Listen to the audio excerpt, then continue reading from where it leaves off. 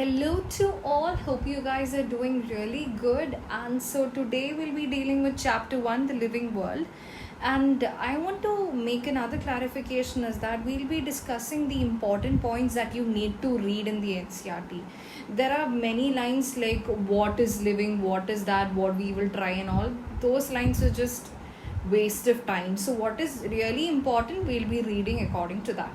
So in the very first very first paragraph, there is nothing much important. Moving on to topic number 1, is living. When we try to define living, we conventionally look for distinctive characteristics exhibited by living organisms. Growth, reproduction, ability to sense environment, mount a suitable response come to our mind immediately as a unique feature of living organism. One can add a few more features like metabolism, ability to self-replicate, self-organize, interact, and emergence to this list. Let us try to understand each of these. All living organisms grow, increase in mass, and increase in number of individuals are the twin characteristics of growth. So, a multicellular organism grows by cell division. In plants, growth of the cell division occurs continuously throughout their lifespan. In animals, only up to a certain age. However, cell division occurs in certain tissues to replace the lost cell.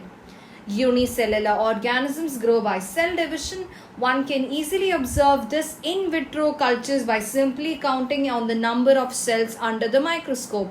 In majority of higher animals and plants growth, reproduction is mutually exclusive event. If we take this criteria, then we can also say that non-living objects also grow. Like we can say that the accumulation of material on the surface is also increase in size. So, this criteria cannot be explained as the criteria as a condition for defining the properties of living organism. So moving on to type 2, that is not type 2 in the sense point number 2, reproduction likewise is a characteristic of living organism. So the ability to reproduce. In multicellular organism, reproduction refers to the production of progeny processing features more or less similar to that of parents. Invariably and implicitly, we refer to sexual reproduction. Organisms reproduce by asexual means too. Fungi multiply and spread easily to the millions of asexual spores that they produce. In lower organisms like yeast and hydra, we observe budding. In planaria, flatworms, we observe true regeneration. A fragmented organism regenerates the lost part of its body and becomes a new organism. The fungi, the filamentous algae, and the protonema of mosses all easily multiply by fragmentation. When it comes to unicellular organisms like bacteria, unicellular algae or amoeba, we have already defined growth as equivalent to the increase in cell number or mass. Hence, we notice that in single-celled organisms, we are not very clear about the usage of the terms growth and reproduction. So, this can also not be a defining property of living organisms. So, another characteristic of life is metabolism. That is, all living organisms are made up of chemicals, and these chemicals are small or big, belonging to the various classes, sizes, functions, etc., are constantly being made and changed into some biomolecules, and these conversions of chemical reaction is actually known as metabolism. So they can happen in either unicellular or multicellular. All plants and animals, fungi, microbes exhibit metabolism. The sum total of all the chemical reactions occurring in our body is metabolism. And you need to remember that metabolism is subdivided into two, catabolism and anabolism. Metabolism is the defining feature of all organisms without exception. And isolated metabolic reactions in vitro are not living things but surely living reactions.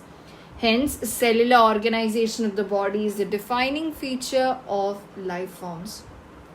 And then another one is actually consciousness, therefore becoming the defining property of living organisms. See, photoperiod affects the reproduction of seasonal breeders. That is actually when the plant grows, there is a competition of sunlight. So as a result, the light will actually, the plants, in order to get light or absorb light for the photosynthesis, they literally bend in order to, and they grow taller also in some cases in order to get light water, temperature, etc. And consciousness, in the sense, our ability to sense the environment and take an immediate reflex action or immediate response to it.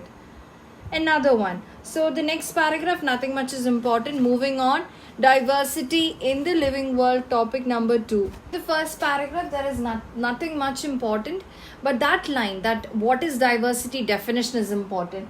Biodiversity, or the number of types of organisms present on earth, are actually definition of biodiversity. Almost 1.7 to 1.8 million is present. Then comes, there is a need to standardize the naming of living organisms such that a particular organism is known by same name all over the world. That means it is a unique name. This process is called nomenclature. Obviously, nomenclature or naming is only possible when the organism is described correctly, and we know that what organism is to be named and attached to what. So this is called identification. So the entire naming process is known as nomenclature. The process that we identify where to put, in which category the organism belongs to, that is known as identification. In order to facilitate the study and the number of scientists, we have established procedures to assign a scientific name to each organism. So this is acceptable to biologists all over the world. So for plants, scientific names are based on the agreed principles and criteria guided by the International Code for Botanical Nomenclature.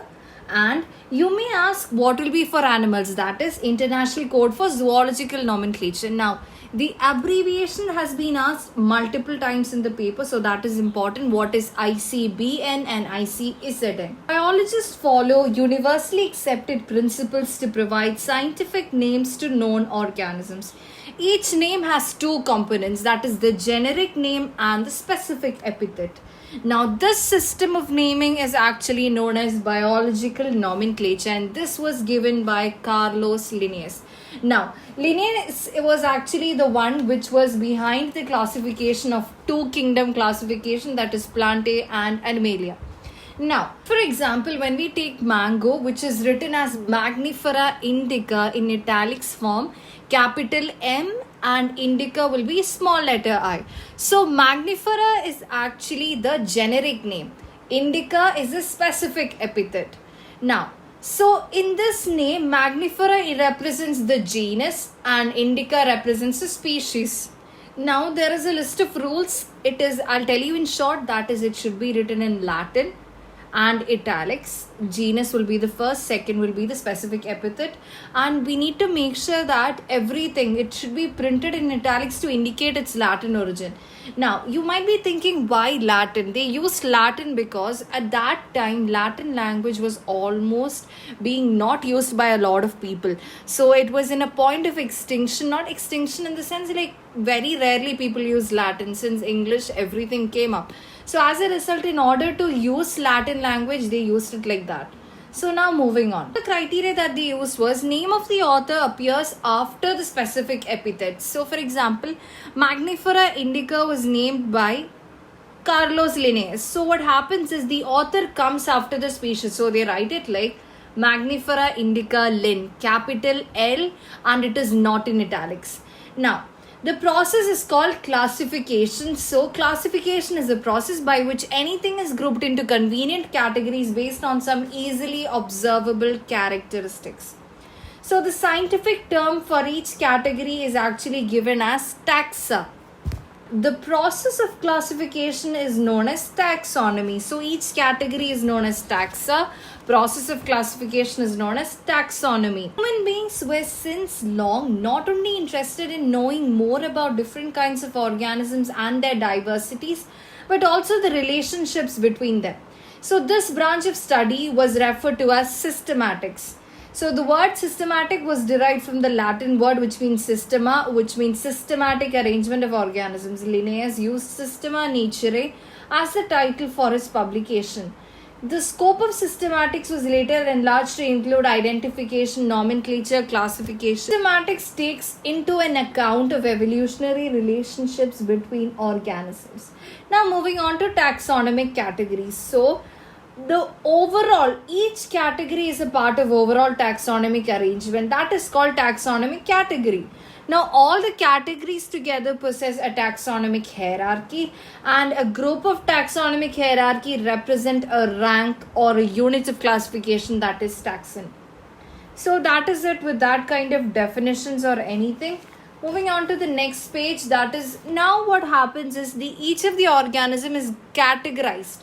So the very first category is species. Taxonomic studies consider a group of individual of organisms with fundamental similarities are called as species, like Magnifera indica and Solanium tuberosum, that is potato, Panthera leo, line. All the three names indica, tuberosum, leo represents the species or specific epithet, while the first birds Magnifera, Solanum, Panthera is the genre and represents another higher level of taxon or category. Panthera has another specific epithet called tigris, melanogena. Human beings belong to the species sapiens, which is grouped under genus Homo. Specific name thus for being is Homo sapiens. Now genus comprises a group of related species which has more characteristics in common in comparison to species of other genre. We can say that genera are aggregates of closely related species. For example, potato and brinjal are two different species that belong to the genus Solanum, lion, Panthera leo, Panthera pallidus. Tiger is actually Panthera tigris, with several common features, are all species of the genus Panthera. This genus differs from another genus Felis, which includes cat. The next category of the family has a group of related genre with still less number of similarities as compared to genus and species. Families are characterized on the basis of both vegetative and reproductive features of plant species. Among plants, for example, three different genres, Solanum, Petunium, and Datura, are placed in the family Solanaceae. Among animals, for example, genus Panthera comprising lion, tiger, leopard is put along with genus Felis in the family Felidae. Similarly, if you observe the features of a cat and a dog, you will find out some similarities and some differences as well. These are separated into two different families, Felidae and Canidae family. Now, moving on to order. So, order being a higher category is the assemblage of families which exhibit a few similar characters. The similar characters are less in number as compared to different genre included in a family. Plant families like Convolvulaceae, Solanaceae are included in the order like Polymoniales, mainly based on the floral characteristics. The animals order Carnivora include families like Felidae and Canidae. Now moving on to class, the category includes related orders, for example Primata and Mammalia order Carnivora, which includes animals like tiger, cat, rat, etc. Now phylum is actually comprising of classes like animals, fishes, amphibians, reptiles. Phylum, all these are based on the common features like presence of notochord, dorsal hollow nerve cord, etc.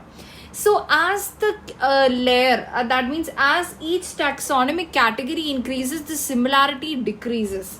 So kingdom is actually all animals belonging to the various phylum are assigned to the highest category kingdom, that is called the kingdom Animalia. Nothing much important there.